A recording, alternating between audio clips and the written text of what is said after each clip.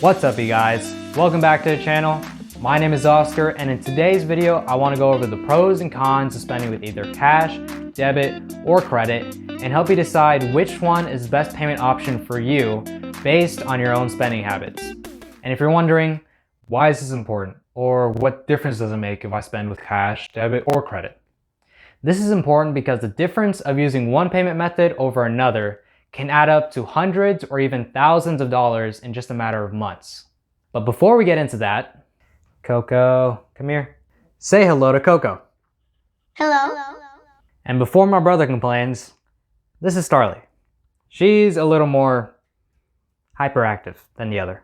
So now with the introductions out of the way, let's get right into the video. As soon as you smash that like button. Now let's go ahead and get the easiest and least advantageous one out of the way, and that would be cash. Now most of us have probably heard the saying that cash is king, but I believe that this saying is outdated, and let me explain why. Most places don't really care if you're paying with cash or card. I've never walked into a store that would give me a discount for paying with cash, and if they did, then they might just be looking to evade paying their taxes. Now, some places will charge a processing fee, but I found those to be few and far between.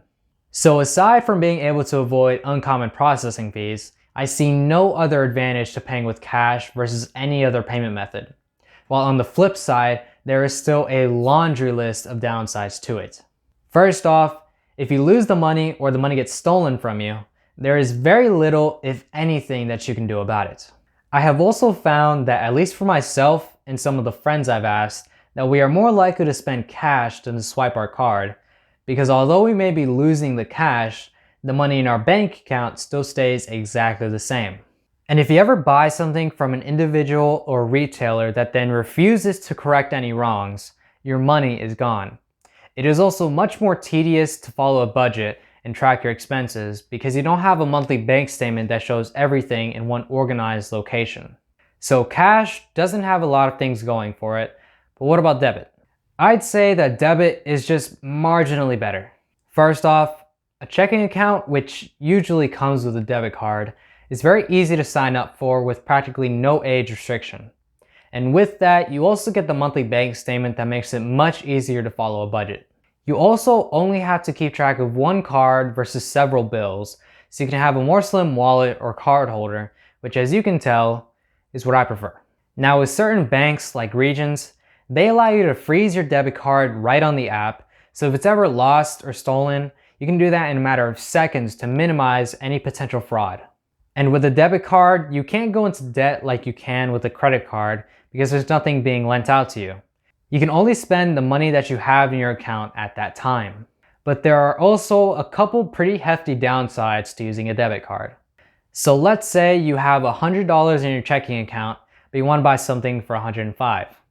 Many banks will allow you to buy that item and then charge you a $35 fee or more instead of just blocking the transaction entirely. So at that point, you would not only owe the $5, but also an overdraft fee every time you spend more money than you have in the account. So if you buy that thing and then go out and buy something else while your account is still in the negative, then they will charge you an additional overdraft fee. Many banks also require a minimum account balance of, on average, $1,010 in your checking account at all times. What this means is that if you have less than that minimum account balance, then they will charge you a fee every month just to use the checking account, even if your account balance just momentarily dropped below that threshold.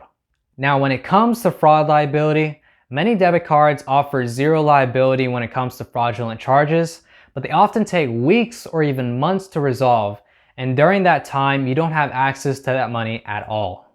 This can be very difficult to manage, especially if you were really needing that money.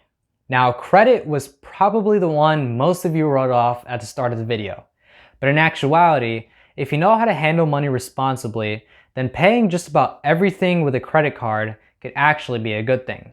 First off, most credit cards offer some sort of sign-up bonus where you have to spend a certain amount of money on the card within the first few months.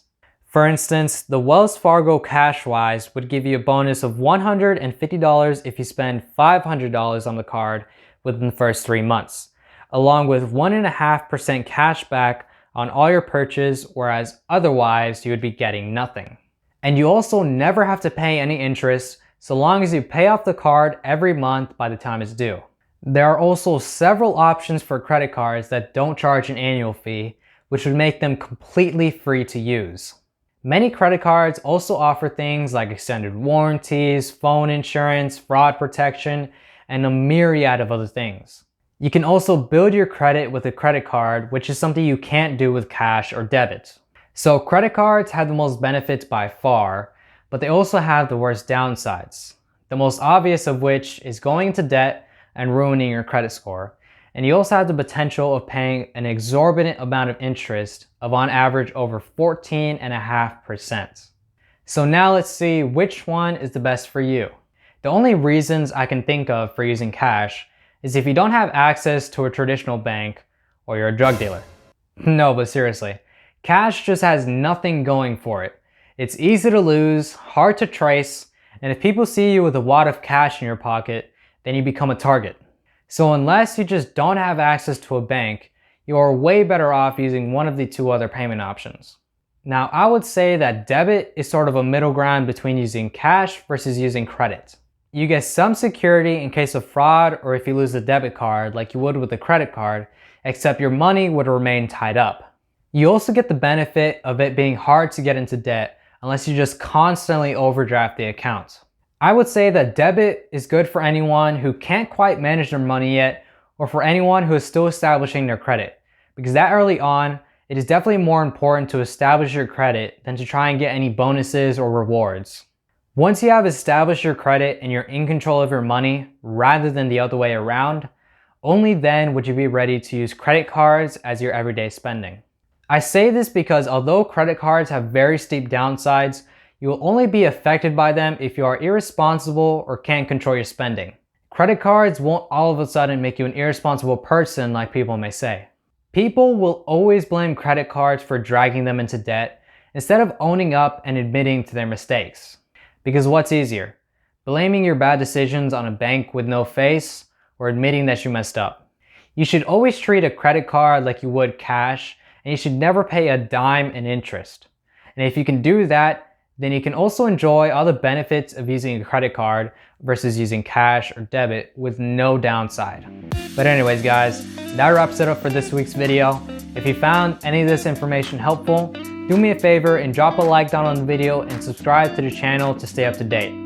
And with that said, thank you all for watching, and I will see you all next week with another video.